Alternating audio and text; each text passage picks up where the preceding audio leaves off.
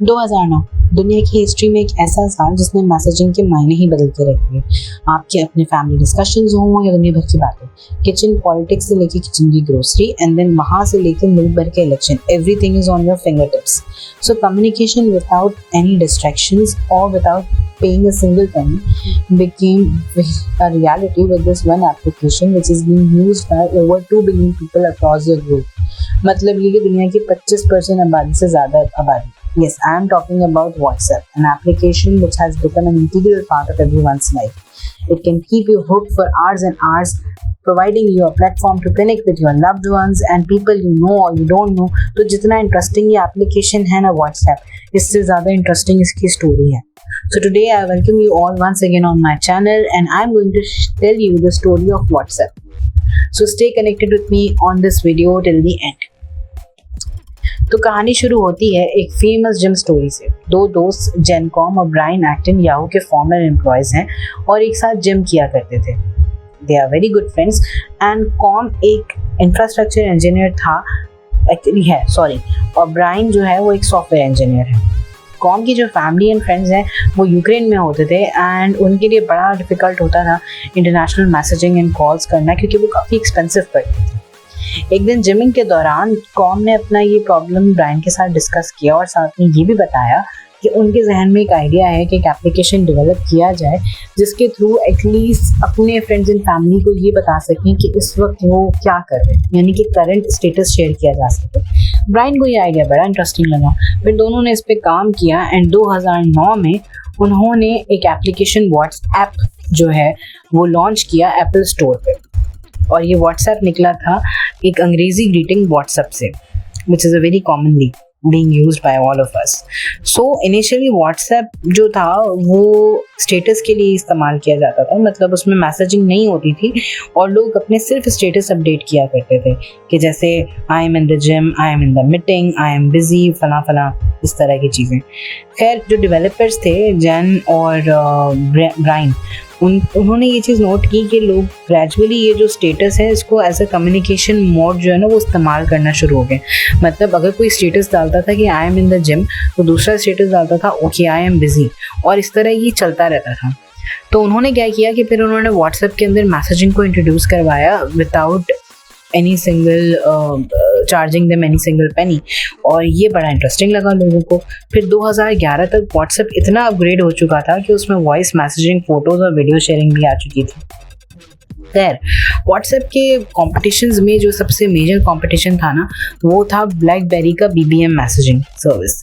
Yes, लेकिन वो भी इतना कोई स्ट्रॉन्ग या तगड़ा कॉम्पिटिशन नहीं था क्योंकि BBM जो है वो वही लोग यूज़ कर सकते थे जिनके पास ब्लैकबेरी फ़ोन्स होते थे। तो व्हाट्सएप ने ये बड़े मज़े से कंपटीशन अपना ख़त्म कर दिया एंड क्योंकि व्हाट्सएप हर कोई इस्तेमाल कर सकता था तो जितने भी स्मार्टफोन यूज़र्स थे ग्लोबली उन सब ने फिर व्हाट्सएप को इंस्टॉल करना शुरू कर दिया। सरप्राइजिंगली व्हाट्सएप इतना ज़्यादा पॉपुलैरिटी नहीं गेन कर पाया यूनाइटेड स्टेट्स के अंदर जो कि उसका कंट्री ऑफ ओरिजिन था। रीज़न ये था कि अनलाइक अदर कंट्रीज़ जो यूनाइटेड स्टेट्स में लोग रहते हैं वो ज़्यादातर with in the country he communicate कर रहे होते थे, उनको कोई बहुत ज़्यादा अब्रॉड कॉल्स वगैरह करने की ज़रूरत नहीं पड़ती थी। जबकि व्हाट्सएप जो दूसरे ममालिक में लोग हैं वो ज़्यादातर इस पर्पज़ के लिए उस टाइम इस्तेमाल करते थे कि जो उनके अब्रॉड में रिश्तेदार रहते हैं, जैसे हम पाकिस्तान में रहते हैं तो भी लोग उसको इस्तेमाल कर रहे होते थे, मलेशिया, US, UK जहाँ पे भी कॉल करने के लिए, बात करने के लिए इस एप्लीकेशन को इस्तेमाल करते थे। तो दिस वॉज द रीज़न कि व्हाट्सएप बहुत ज़्यादा US के अंदर पॉपुलैरिटी नहीं गेन कर पाया, but definitely across the world WhatsApp एक बहुत ही ज़्यादा स्ट्रॉन्ग एप्लीकेशन के तौर पे उभर के सामने आया। 2014 में व्हाट्सएप के तकरीबन 450 मिलियन यूज़र्स से ज़्यादा डेटाबेस हो चुका था। 2014 में एक चीज़ ये भी हुई कि जो व्हाट्सएप था टू मीट द एक्सपेंसेस उनके लिए बड़ा डिफ़िकल्ट हो रहा था क्योंकि एड्स वगैरह वो लोग कोई पोस्ट नहीं करते थे and it was a free app. तो to meet this challenge WhatsApp ने क्या किया कि उन्होंने $1 फ़ी इंट्रोड्यूस की जो कि काफ़ी अच्छा और इफेक्टिव बिजनेस मॉडल था और उनके काम भी आया। बट बाय 2016 उन्होंने ये चीज़ ख़त्म कर दी क्योंकि it became a barrier to adoption as many people were not used to paying for the messaging services. तो इसलिए व्हाट्सएप ने उस चीज़ को ख़त्म कर दिया।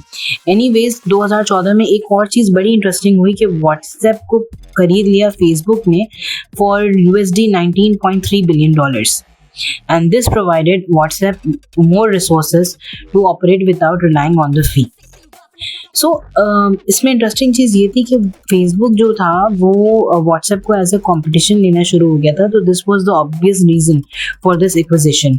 Firstly, WhatsApp was gaining popularity and had a massive user database, as I said, with over 450 million users. Secondly, जैसे मैंने again बताया कि वो एक potential threat बनता जा रहा था Facebook के लिए for its own messaging service Messenger.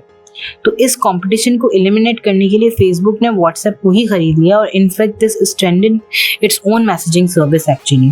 Finally जो व्हाट्सएप के को फाउंडर्स थे जेन कॉम और ब्रायन एक्टन, वो फेसबुक के लिए एक बहुत बड़ा एसेट साबित हो सकते थे क्योंकि उनका टेक इंडस्ट्री में बहुत स्ट्रॉन्ग ट्रैक रिकॉर्ड था.